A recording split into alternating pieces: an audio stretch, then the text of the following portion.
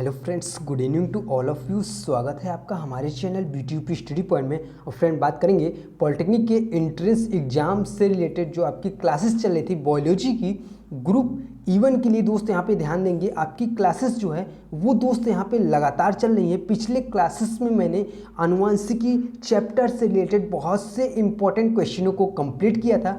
आज दोस्त आपका नया लेसन स्टार्ट हुआ है जिसका नाम है दोस्त उद्विकास। इसके बारे में दोस्त हम डिटेल से जानेंगे कि उद्विकास होता क्या है, इसके अंतर्गत हमें पढ़ना क्या क्या है।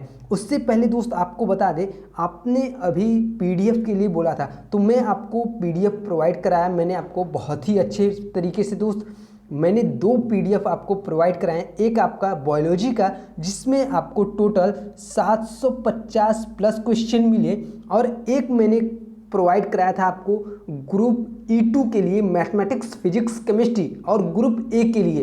तो बहुत से स्टूडेंट ने यहाँ पे बाय किया है और बहुत से स्टूडेंट ने कमेंट किया कि सर हमारा जो पेमेंट तो मैंने कर दिया लेकिन PDF डाउनलोड नहीं हो रहा है। तो दोस्त मैंने आप सभी लोगों को बताया था कि जैसे ही आप पेमेंट करते हैं तो आपको 30 से 40 सेकेंड वहाँ पे रुकना है। जैसे ही आप 30 से 40 सेकेंड वेट करेंगे तो आपको PDF ऑटोमेटिक डाउनलोड होने लगेगा।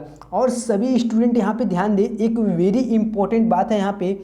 पहली बात तो ये है, जो आप वहाँ पे डिटेल भरते हैं जैसे कि नाम, ठीक है। दूसरा आप डिटेल भरते हैं ईमेल ID, ठीक है। ईमेल आप वहाँ पे फिल करते हैं, ठीक है। ईमेल ID, नाम, मोबाइल नंबर, ये सब आप बिल्कुल ही करेक्ट भरिएगा। क्योंकि दोस्त जिन लोगों ने बाई किया है उनके लिए एक विशेष सूचना है, आप अपनी ईमेल चेक करते रहिएगा। मैं आपको वेरी इंपॉर्टेंट क्वेश्चन जो कि 2020 की दृष्टि से बहुत से ऐसे क्वेश्चन हैं जो कि एंट्रेंस एग्जामिनेशन में आने की संभावनाएं हैं, तो उन लोगों को मैं आपको प्रोवाइड कराऊंगा मेल पे, ठीक है। इसलिए आप अपनी ईमेल ID बिल्कुल ही करेक्ट देंगे ताकि जो चीज़ें हैं वो आपके पास पहुंच सके, ठीक है। इसलिए सभी लोग यहाँ पे ईमेल ID अपनी सही देंगे। जितने भी स्टूडेंट अभी नहीं ले पाए हैं वो जल्द से जल्द बाई करें और क्वेश्चनों को देखें, समझें, क्योंकि दोस्त एग्जामिनेशन आपका बेहद करीब है। और मैं ऐसे ही लगातार बहुत सी चीज़ें प्रोवाइड कराऊंगा जो कि आपकी एंट्रेंस एग्जाम की दृष्टि से वेरी इंपॉर्टेंट होगी और आपको बहुत हेल्प मिलेगी PDF की सहायता से कि किस टाइप से क्वेश्चन आएंगे, कैसे पूछे जाएंगे। तो आशा करते हैं दोस्त जिन लोगों ने PDF लिया उनको बहुत ही अच्छा लगा, बहुत अच्छी तरीके से समझा। मॉडल पेपर का भी आप PDF लीजिए ताकि आपको आने वाले क्वेश्चनों का पता लग सके। तो हम दोस्त यहाँ पे बात करेंगे उद्विकास की। जैसा कि दोस्त चैप्टर का नाम है आपका उद्विकास, तो आपको समझ में आ रहा होगा दोस्त यहाँ पे उद्विकास, ठीक है। विकास से तात्पर्य क्या है, ठीक है। अगर हम यहाँ पे बात करें विकास की तो आप कोई भी चीज़ XYZ आप मान लीजिए, कोई भी अगर आप सीढ़ी का क्रम भी यहाँ पे अगर देखते हैं तो ये आपके विकास के अंतर्गत, जैसे आपका सीढ़ी चढ़ है, ठीक है। तो इसके बारे में दोस्त हम डिटेल से जानेंगे। जैसा कि ये आपका बायोलॉजी जिसमें हम जीव विज्ञान की बात कर रहे हैं, तो ये आपका कुछ जीव से ही रिलेटेड होगा। तो रिलेटेड क्या है दोस्त, मैं आपको डिटेल से बताऊंगा एक एक पॉइंट टू पॉइंट। तो सबसे पहली पॉइंट ये है कि जैव विकास क्या होता है।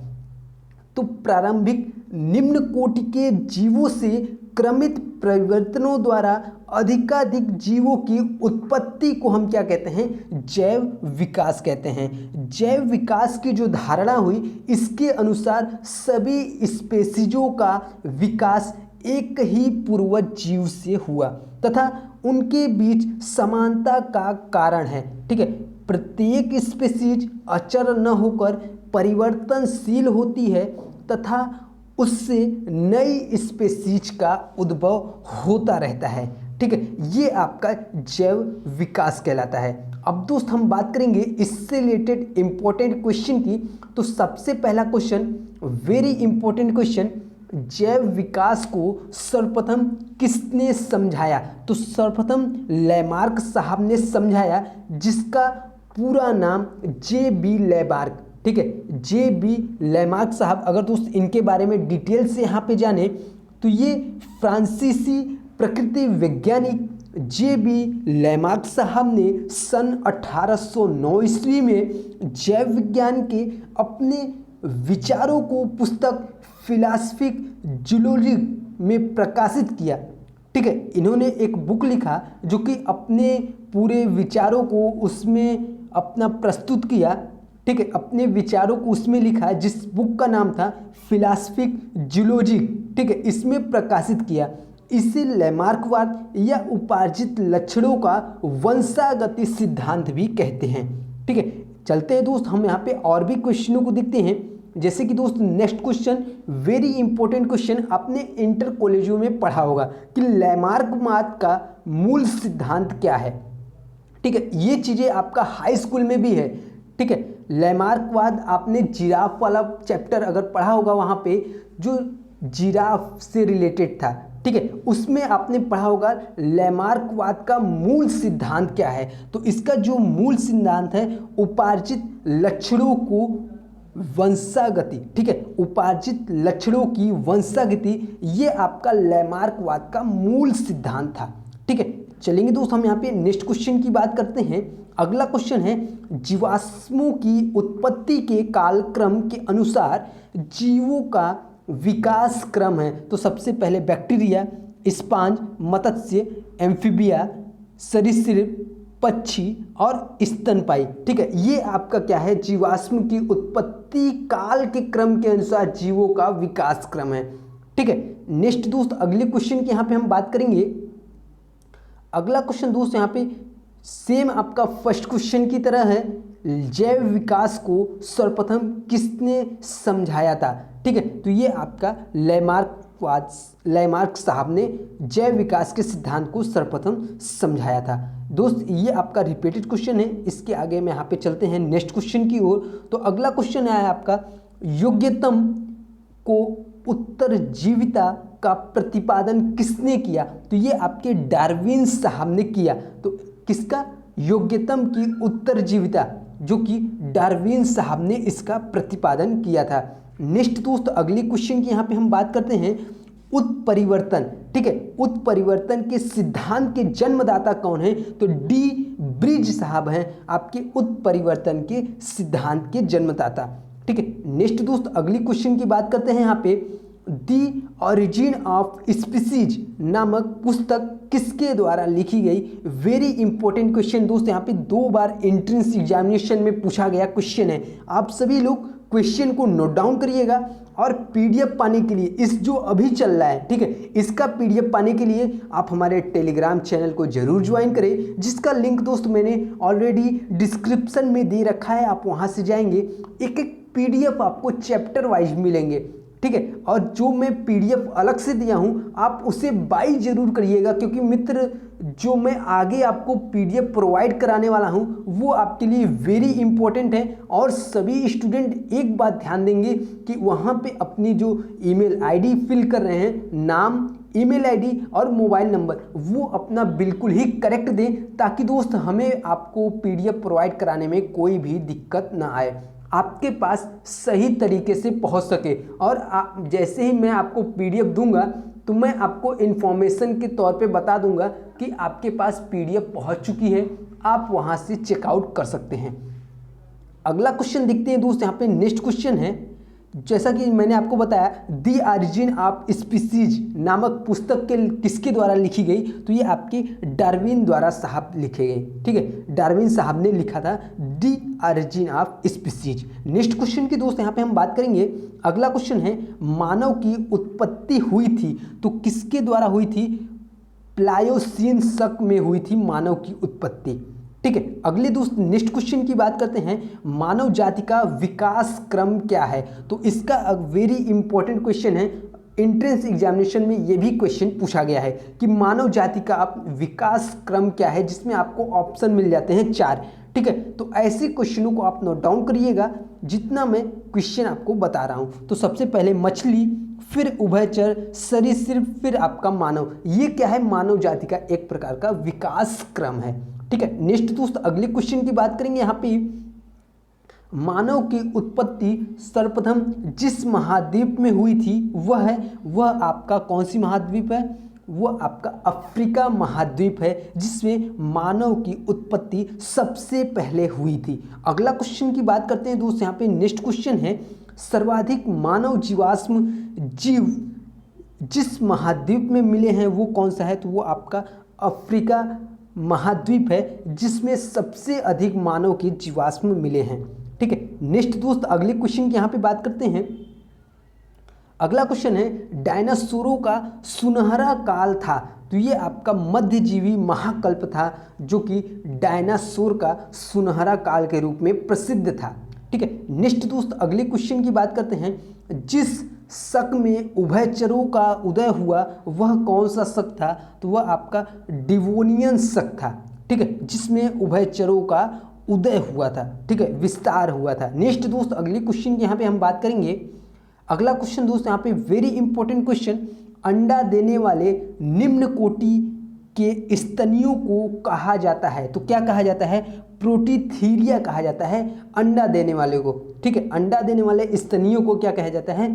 प्रोटीथीरिया कहा जाता है। नेक्स्ट दोस्त अगला क्वेश्चन देखिएगा यहाँ पे। अगला है जैव विकास के क्रम में सरीसृप से उड़ने वाले प्रथम पक्षी आर्कियोप्टेरिक्स का विकास जिस काल में हुआ वह कौन सा काल था? तो वह आपका सुरैसिक शक था। ठीक है, नेक्स्ट अगले क्वेश्चन की बात करते हैं यहाँ पे। अगला क्वेश्चन है दोस्त यहाँ पे, मानव के निकटतम संबंधी कौन है? तो अगर मानव की निकटतम संबंधी की बात करें तो सबसे पहले बंदर, गिब्बन, चिंपैंजी, गोरिल्ला और ओरेंगुटान। ठीक है, ये एक प्रकार के मानव के ही प्रजाति है। ठीक है, इसलिए वहाँ पे निकटतम संबंधी शब्द का प्रयोग किया गया। ठीक है, आपने चिंपैंजी का नाम सुना होगा, आपने बंदर का नाम सुना होगा, आपने गोरिल्ला का नाम सुना होगा। ठीक है, ये सभी क्या है? मानव के निकटतम संबंधी। ठीक है, अगले दोस्त नेक्स्ट क्वेश्चन की बात करते हैं। यहाँ पे होमो इरेक्टस वैज्ञानिक नाम है। ठीक है, तो होमो इरेक्टस किसका वैज्ञानिक नाम है? वो आपका जावा का, जावा एवं पैकिंग मानव का होमो इरेक्टस वैज्ञानिक नाम है। ठीक है, नेक्स्ट दोस्त अगले क्वेश्चन की बात करते हैं। मानव का वह पूर्वज कौन था जो सबसे पहले दोनों पैरों पर खड़ा होकर चलना सीखा? तो वो क्या था? पैकिंग एवं जावा मानव, जो कि सबसे पहले अपने खुद के दोनों पैरों पर खड़ा होकर चलना सीखा।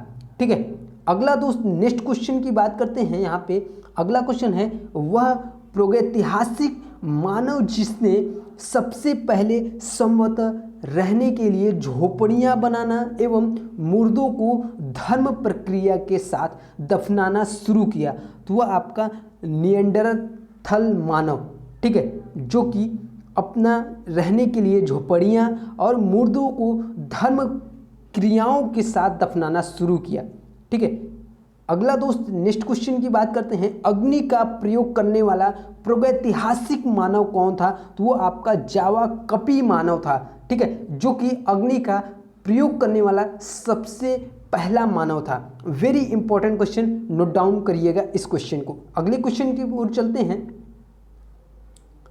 नेक्स्ट क्वेश्चन है दोस्त यहाँ पे, शिलाओं पर रंगीन चित्रकारी सबसे पहले जिस प्रागैतिहासिक मानव ने प्रारंभ की थी वह कौन था? तो वह आपका क्रो-मैग्नान था, जिन्होंने शिलाओं पर रंगीन चित्रकारी की थी।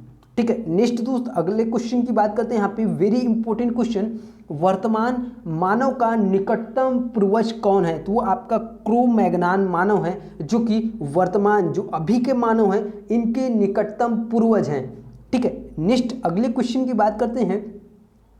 बुद्धिमान मानव का निकटतम पूर्वज माना जाता है? तो ये आपका क्रो-मैग्नान माना जाता है, जबकि मैंने ऊपर क्वेश्चन बताया सेम क्वेश्चन है। अगला क्वेश्चन दोस्त यहाँ पे, भविष्य का मानव कौन है? तो वो आपका होमो फ्यूचुरिस है। ठीक है, जो कि भविष्य का मानव है। नेक्स्ट क्वेश्चन की बात करते हैं। नेक्स्ट क्वेश्चन है होमो सैपियंस का विकास किस काल में हुआ? तो ये आपका प्लीस्टोसीन शक। ठीक है, कौन सा काल? प्लीस्टोसीन शक में होमो सैपियंस का विकास हुआ। ठीक है, नेक्स्ट दोस्त अगले क्वेश्चन की बात करते हैं। यहाँ पे हथियारों का निर्माण करने वाला मानव का पहला पूर्वज कौन था? वो आपका होमो हैबिलिस था। ठीक है, जिन्होंने सबसे पहले हथियार का निर्माण करना स्टार्ट किया था। नेक्स्ट दोस्त अगली क्वेश्चन की बात करते हैं। यहाँ पे समरूप अंग कैसे होते हैं? तो ये आपके कार्य के समान होते हैं, समरूप अंग। ठीक है, नेक्स्ट दोस्त अगली क्वेश्चन की बात करते हैं। यहाँ पे ऐसे अंग जो विभिन्न कार्यों में उपयोग होने के कारण काफ़ी असमान हो सकते हैं, लेकिन उनकी मूल संरचना एवं भ्रूणीय प्रक्रिया में समानता रहती है, क्या कहलाते हैं? तो वो आपके समजात अंग कहलाते हैं। ठीक है, जितने क्वेश्चन दोस्त बता रहा हूँ सभी आपके लिए इंपॉर्टेंट है और आप सब पीडीएफ जरूर लीजिएगा इसका, वो मैं आपको टेलीग्राम पर दूंगा। आप टेलीग्राम अभी तक नहीं ज्वाइन किए हैं तो आप हमारे टेलीग्राम चैनल को ज्वाइन करें। अगर आपके पास टेलीग्राम ना हो तो सिंपल सा आपको क्या करना है, टेलीग्राम डाउनलोड करना है, प्ले स्टोर से जाकर टेलीग्राम डाउनलोड करना है। देन उसके बाद आपको सर्च करना है BTEUP स्टडी पॉइंट। जैसे ही सर्च करेंगे दोस्त, आपका जैसे चैनल का लोगो है वैसे ही सेम आपको वहाँ पे भी मिलेगा। आप उसको ज्वाइन करेंगे, जैसे ज्वाइन करते हैं तो आपको सारी पीडीएफ मैंने जो शुरू से अभी तक डाली है, जितनी भी पीडीएफ आपको वहाँ पे आसानी से मिल जाएंगी और इन सभी क्लासेस का भी पीडीएफ मैं आपको अपडेट कर दूंगा टेलीग्राम पे।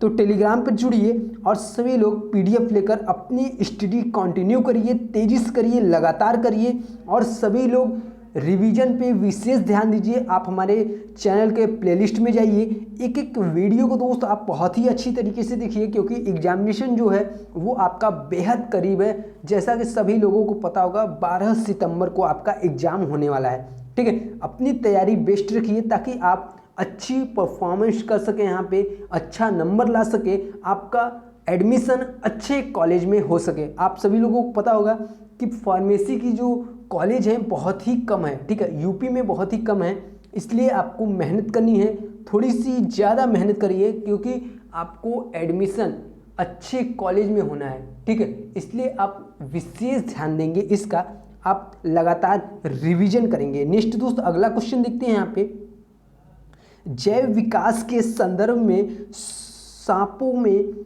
अंगों का लोप को किस प्रकार स्पष्ट किया जाता है? तो वो आपका अंगों का उपयोग और अनुपयोग किए जाने से क्या हुआ कि कुछ अंगों का लोप होने लगा। जैसे बहुत से आपने सुना होगा, नाम सुना होगा, ठीक है, कि जिसका उपयोग ना करें तो वो धीरे धीरे क्या होता है, लोप हो जाता है। जैसे ही आपकी प्रजाति बढ़ती जाती है, जैसे ही विकास होता जाता है तो उसमें कुछ कुछ चीज़ें जो हैं वो आपके विलुप्त होती दिखाई देती हैं। तो धीरे धीरे क्या हुआ कि जो सांपों के अंगों का भी आपका लोप होना स्टार्ट हो गया, जिनका उपयोग नहीं होता था।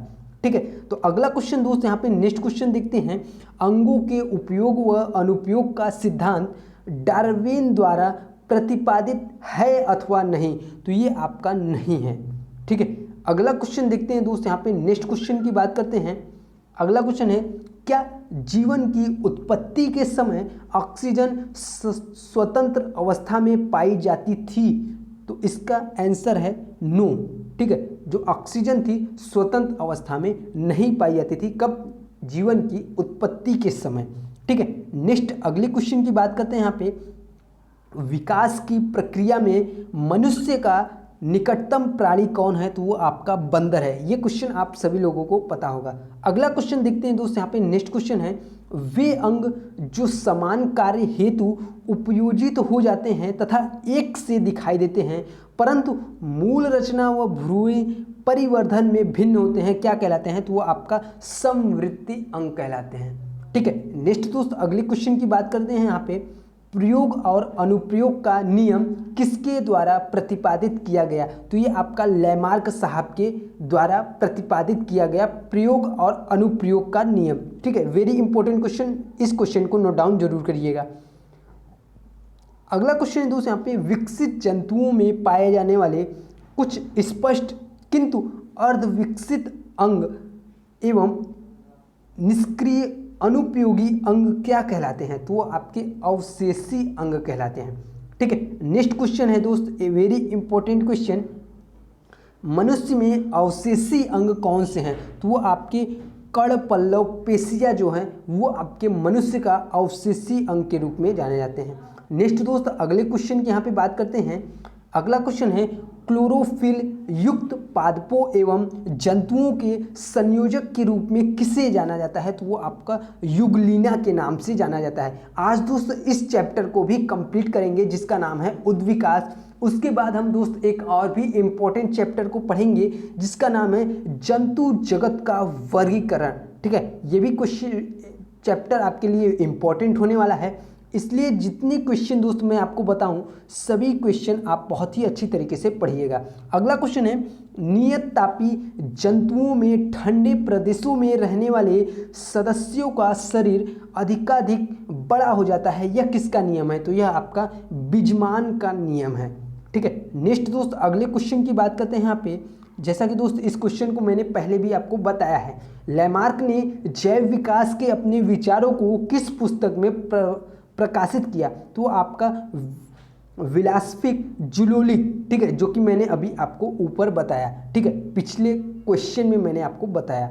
अगला क्वेश्चन की बात करते हैं दोस्त यहाँ पे, कम या अधिक उपयोग के कारण जंतु के शरीर में जो परिवर्तन होते हैं उन्हें हम क्या कहते हैं? उन्हें उपार्जित लक्षण कहते हैं। ठीक है, क्या कहते हैं दोस्त? उपार्जित लक्षण के नाम से जानते हैं। नेक्स्ट क्वेश्चन है, जीन के डीएनए अणु में न्यूक्लियोटाइड्स की संख्या अथवा विन्यास के क्रम में आने वाले उन परिवर्तनों को क्या कहते हैं? तो उसे हम क्या कहते हैं? जीन उत्परिवर्तन कहते हैं। फिर से आप सुन लीजिए इस क्वेश्चन को, जीन के डीएनए अणु में न्यूक्लियोटाइड्स की संख्या अथवा विन्यास के क्रम में आने वाले उन परिवर्तनों को क्या कहते हैं?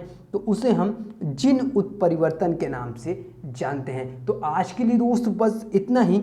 मिलेंगे दोस्त हम नेक्स्ट क्लासेस में जिसका नाम है जंतु जगत का वर्गीकरण। आप सब रिवीजन लगातार करते रहिए, और जितने भी नए स्टूडेंट जुड़े हुए हैं और अभी तक आप हमारे चैनल को सब्सक्राइब नहीं किए हैं तो चैनल को दोस्त अभी सब्सक्राइब करिए, क्योंकि इस चैनल पर 0 से एडवांस लेवल तक की तैयारी कराई जाती है। वो चाहे दोस्त आप पॉलिटेक्निक ग्रुप ए से हो, ग्रुप के से हो, लेटरल एंट्री, या ग्रुप E1 E2 किसी भी ट्रेड से हो, तो आप बहुत ही अच्छी तरीके से इस चैनल के माध्यम से तैयारी कर सकते हैं। और दोस्त इस चैनल के माध्यम से आप सभी एडमिशन प्रक्रिया को बहुत ही अच्छी तरीके से जान सकते हैं, जैसे आपको काउंसलिंग कैसे करानी है, आपकी पूरी प्रवेश प्रक्रिया, कैसे आपको कॉलेज लॉक कराना है, कैसे आपको एडमिशन होगा।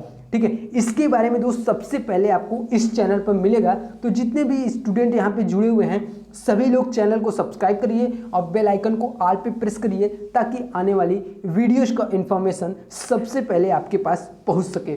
धन्यवाद।